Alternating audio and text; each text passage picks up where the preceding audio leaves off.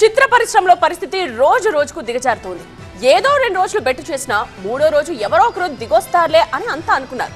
కానీ ఇక్కడ చూస్తుంటే పరిస్థితి ఫెడరేషన్ నిర్మాతల మధ్య దూరం రోజు రోజుకు పెరుగుతోంది తప్ప తగ్గేలా కనిపించడం లేదు. చర్చలు జరుగుతున్నా ఫలితం రావట్లేదు. అసలు ఇంతకీ సమస్యకు మూలం ఏంటి? Film federation of employees union అనేది ఎప్పటి నుంచో ఉంది. కానీ సాధారణ ప్రేక్షకులకు కూడా ఇలాంటి యూనియన్ ఒకటి ఉందనే సంగతి ఈ మధ్య బాగా తెలిసింది. అలాగే ఇండస్ట్రీలో 24 క్రాఫ్ట్స్ ఉంటాయనేది అందరికీ తెలుసు. వీటిలో కొందరు రెమ్యునరేషన్ లెక్కలో పనిచేస్తే కొందరు రోజువారీ వేతనంపై పనిచేస్తారు. డైరెక్షన్, సినిమాటోగ్రఫీ, ఎడిటింగ్ లాంటి మెయిన్ క్రాఫ్ట్స్ రెమ్యునరేషన్ లెక్కలో పనిచేస్తారు. బడ్జెట్ లో మేజర్ షేర్ వీళ్లకే వెళ్తుంది. ఇంతకు ముందు చెప్పుకున్నట్టు 24 క్రాఫ్ట్స్ లో అందరూ రెమ్యునరేషన్ లెక్కలో పనిచేయరు.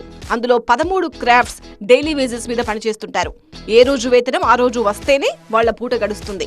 ఇప్పుడు సమ్మె కారణంగా ప్రధానంగా నష్టపోతోంది కూడా వాళ్లే.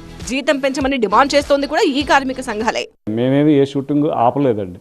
మాకు 30% వేతనాలు, 24,000 కార్మికులు ఉన్నారు. వాళ్ళు 30% వేతనాలు ఇచ్చిన వారికి మేము పంపిస్తామని మా దగ్గర అఫీషియల్ లెటర్ తీసుకున్నామండి. అవన్నీ షూటింగ్లు జరుగుతున్నాయండి. మేము ఏ షూటింగ్ని ఆపమని చెప్పలేదండి, ఆపడానికి మేము ప్రయత్నం కూడా చేయలేదండి.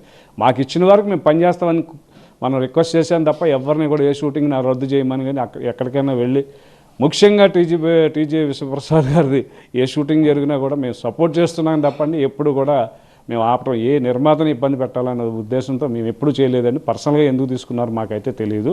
ఈ 13 క్రాఫ్ట్స్ కు ఇచ్చే డబ్బులన్నీ నేరుగా కార్మికుల చేతుల్లోకి వెళ్ళవు. ఇక్కడే అసలు ట్విస్ట్ ఉంటుంది. ఆ డబ్బులు యూనియన్లకు ఇస్తారు సినిమా యూనిట్ వాళ్ళు.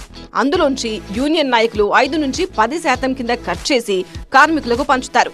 అలా వచ్చిన డబ్బులతో మూల నిధి ఏర్పాటు చేస్తారు. ఈ సెటప్ అంతా ఫెడరేషన్లోని యూనియన్ నాయకులే నడిపిస్తుంటారు.